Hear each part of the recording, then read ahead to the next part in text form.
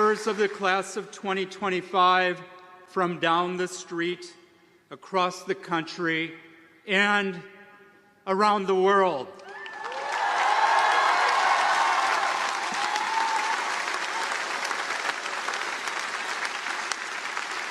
Around the world, just as it should be.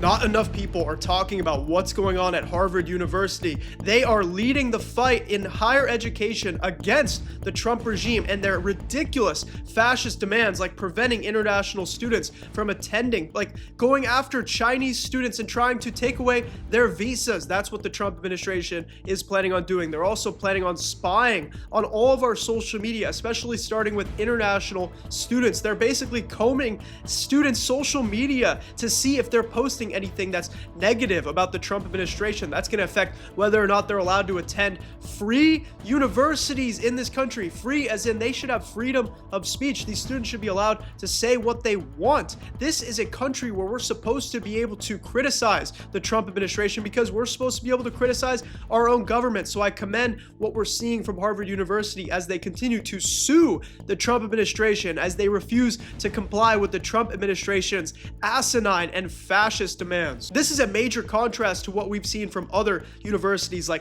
Columbia University, where their acting president got booed for minutes and minutes on end. I made a separate video about this. You can watch that on my channel. Their president got booed because Columbia caved to the Trump administration. They got rid of DEI because the Trump administration thought it was too woke, and Columbia still saw their funding get cut by a significant amount because the Trump administration is going to go after universities no matter what they do. So again, I commend Harvard for standing on business, for standing their ground and saying, no, we will not comply with a fascist government. We will fight for the rights of our students, not for what the demands of the Trump administration are. And let me make one thing crystal clear. International students can make universities better. They provide money for these universities. They help make things more affordable for students that are coming domestically. This can be a good thing. We should welcome ideas from around the world. People should be able to come from all over the world with their intellect, with their ideas, to uplift our universities, to create